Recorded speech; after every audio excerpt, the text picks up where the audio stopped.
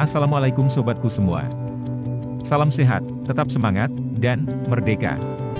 Sebagian besar dari kita suka makan pisang atau mangga. Tetapi tentu saja ketika kita pergi memancing, tentu kita tidak memikirkan apa yang kita inginkan. Kita tidak memasang umpan di kail dengan pisang atau mangga, tetapi kita akan memasang seekor cacing atau serangga sebagai umpan. Kita bisa menggunakan strategi ini ketika kita mempengaruhi orang lain. Ya, kita perlu memasang umpan yang sesuai dengan ikannya. Lantas, bagaimana caranya?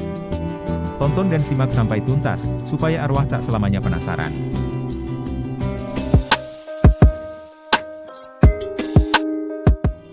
Mengapa kita harus membicarakan tentang apa yang kita inginkan? Biasanya kita hanya tertarik dengan hal-hal yang kita inginkan. Tapi tidak ada orang yang peduli dengan keinginan kita. Kita semua sama seperti mereka, kita hanya tertarik pada apa yang kita inginkan. Jadi, satu-satunya cara di dunia ini, untuk mempengaruhi orang lain adalah dengan membicarakan apa yang mereka inginkan, dan menunjukkan kepada mereka bagaimana cara mendapatkannya. Ingatlah hal ini, saat kita mencoba membuat seseorang melakukan sesuatu. Misalnya, jika kita tidak ingin anak kita minum minuman keras, jangan menceramahi mereka, dan jangan membicarakan apa yang kita inginkan. Tetapi tunjukkan kepada mereka bahwa minuman keras akan membuat mereka tidak bisa masuk tim sepak bola, atau tidak bisa memenangkan balap sepeda 10K. Ada baiknya untuk mempraktekkan hal ini, terlepas dari apakah kita berurusan dengan manusia atau hewan. Sebagai contoh, misal suatu hari kita berusaha menyeret seekor kerbau agar masuk ke kandang. Kita berusaha mendorong atau menariknya. Dan kerbau itu menegangkan kakinya dan menolak dengan keras kepala. Tetapi bila kita memikirkan tentang apa yang diinginkan kerbau, dengan lembut kita menariknya masuk kandang, sambil memberinya makan jerami atau rumput kesukaannya. Setiap tindakan yang pernah kita lakukan sejak lahir, didasarkan pada keinginan kita akan sesuatu. Faktanya, banyak hal yang telah kita kerjakan, dan kita telah melakukannya untuk diri sendiri. Bahkan mungkin pernah juga, kita memberi sumbangan karena mengharapkan sesuatu. Tindakan kita muncul dari sesuatu yang secara mendasar kita harapkan. Oleh karena itu, nasihat terbaik yang bisa kita catat, baik dalam dunia bisnis, di rumah, di sekolah, di lingkungan sekitar, adalah, bangkitkan keinginan atau minat orang lain. Catat ya, bangkitkan keinginan atau minat orang lain. Sebagai contoh, katakanlah kita memiliki seorang anak, yang akan mulai masuk sekolah TK esok hari, menangis dan merengek untuk tidak mau pergi ke sekolah esok hari. Reaksi normal kita biasanya adalah memaksanya, dan mengancam hukuman jika dia menolak. Mungkin saat itu kita panik dan tidak punya pilihan. Hal ini tidak akan membuatnya bersedia berangkat ke sekolah dengan senang hati. Lalu kita berpikir, jika kita menjadi anak itu, mengapa kita harus pergi ke sekolah? Maka kita akan memakai pendekatan lain. Kita membuat daftar hal-hal menyenangkan yang akan didapat, seperti menggambar, menyanyi, bertemu teman-teman baru. Kemudian dengan antusias dan semangat, kita menyampaikan kepada si anak dalam bahasa anak-anak yang gampang dimengerti. Menceritakan kepadanya semua kesenangan yang bisa didapatkannya di sekolah.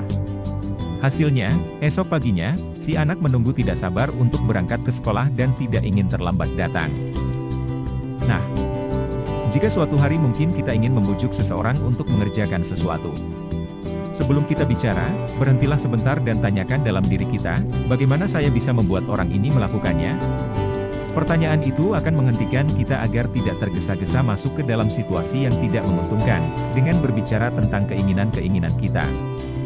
Apa yang terjadi bila kita bicara mengenai keinginan kita, dan mereka hanya peduli dengan apa yang mereka inginkan? Perdebatan akan memanas, mendidih, dan akhirnya meledak. Bahkan jika kita telah meyakinkan bahwa mereka melakukan kesalahan, maka harga dirinya akan membuatnya semakin sulit untuk mundur atau mengalah.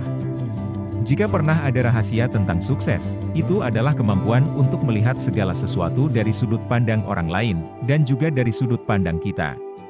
Ini sangat sederhana dan jelas, hingga setiap orang akan melihat kebenarannya. Sayangnya, kebanyakan orang di muka bumi ini mengabaikannya. Saat ini, banyak penjual merasa lelah, putus asa dan dibayar murah. Mengapa? Karena mereka hanya memikirkan tentang apa yang mereka inginkan. Jika para penjual itu dapat menunjukkan kepada kita bagaimana pelayanan, atau barang mereka akan membantu kita memecahkan masalah, maka mereka tidak akan perlu menjual kepada kita. Kita justru yang akan membeli. Dan para pelanggan akan senang, merasa bahwa mereka perlu membeli, bukan dipaksa membeli. Banyak orang yang suka memaksa dan mementingkan diri sendiri. Maka, hanya segelintir orang yang memang berusaha tanpa pamrih memberi pelayanan pada orang lain, akan mendapat keuntungan besar. Mereka hanya memiliki sedikit pesaing. Orang yang bisa berempati dengan orang lain, yang dapat memahami cara berpikir orang lain, tidak perlu khawatir tentang masa depannya. Pendeknya, dari sini kita mendapatkan satu hal, yaitu kebutuhan untuk selalu berpikir dan melihat segala sesuatu dari sudut pandang orang lain. Ini adalah salah satu dasar pembentukan karir kita ke depannya. Melihat dari sudut pandang orang lain, dan membangkitkan minat atau keinginan dalam dirinya untuk memperoleh sesuatu, tidak boleh dianggap sebagai memanipulasi orang. Karena masing-masing pihak memperoleh keuntungan, dan keduanya memperoleh kemenangan. Oke sobat. Semoga video ini bermanfaat, dan dapat menginspirasi kita, bahwa benar, agar orang lain mau melakukan apa yang kita inginkan, bangkitkan keinginan atau minat dalam dirinya.